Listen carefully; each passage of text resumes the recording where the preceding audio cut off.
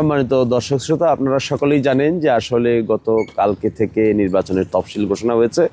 নির্বাচনী আচরণ বিধি অনুযায়ী 48 ঘন্টার ভিতরে নির্বাচনের যে সমস্ত ব্যানার, ফেস্টন, পোস্টার, প্রচার ম্যাটেরিয়াল আছে সেই সবগুলোকে 48 ঘন্টার ভিতরে নামিয়ে ফেলার নির্দেশ দেওয়া হয়েছে।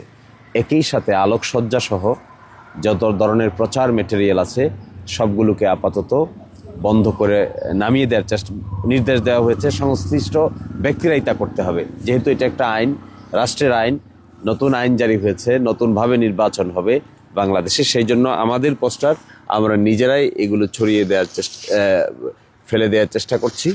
এবং এখানে শুধু এই জায়গায় না, আমরা 2 থানায় যেখানেই আমাদের এই পোস্টার লাগানো হয়েছে, ফেস্টন লাগানো হয়েছে, সেগুলোকে আমরা নিজ দায়িত্বে ছুটিয়ে ফেলছি। তো আমি আশা করব সকলেই রেসপন্সিবল দায়িত্ব পালন করবেন এবং এই পোস্টার, ফেস্টন কিংবা অন্য যে সমস্ত প্রচার ম্যাটেরিয়াল যারা করেছেন তারা এগুলোকে ছুটিয়ে দিবেন।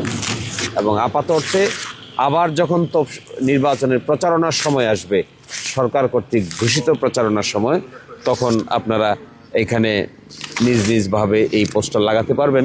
কিন্তু তার আগে এই পোস্টার এখানে থাকার কোনো আইনগত বাধ্যবাধকতা নেই এবং আমি নিজ থেকেই নিজের পোস্টার সরিয়ে দিচ্ছি। আইনের প্রতি শ্রদ্ধাশীল থাকা উচিত আমাদের সকলকেই, এবং যতক্ষণ আমরা আইনের প্রতি শ্রদ্ধাশীল থাকব না ততক্ষণ পর্যন্ত আসলে প্রকৃত অর্থে দেশ ঠিক করা খুব কঠিন হবে। বক্তৃতা দেওয়া যায় এক জিনিস, আর বাস্তবে কাজ করা আসলে প্রকৃত অর্থেই অন্য জিনিস। তা আমি এক্সপেক্ট করব সকল প্রার্থীরা আইনের প্রতি শ্রদ্ধা প্রদর্শন করবেন এবং এক ধরনের উদাহরণ বা দৃষ্টান্ত স্থাপন করবেন। এই পোস্টারগুলো যেন এখানে না থাকে, নির্বাচনী আচরণ বিধি অনুযায়ী আমরা এগুলো ছড়িয়ে দেই এবং নির্বাচনী আচরণ বিধি মানাটাই আমাদের সকলের কাজ। আমরা যদি নিজেরাই নির্বাচনী আচরণ মানতে না পারি তাহলে অন্যকে উপদেশ দিয়ে তো খুব বেশি লাভ হবে না। এই জন্য এটা আমি আজকে উদ্বোধন করে গেলাম। আমাদের হাতে যদিও আর 48 ঘন্টা সময় আছে গতকালকে থেকে, তো এই 48 ঘন্টার সময়ের প্রথম দিন যাচ্ছে। তো আমরা চাই আমরা সকলে আইন মানি, আইনের প্রতি শ্রদ্ধাশীল হন। আমরা নিজেরাও তা করতে চাই না, কেউ করুক সেটাও আমরা চাই না।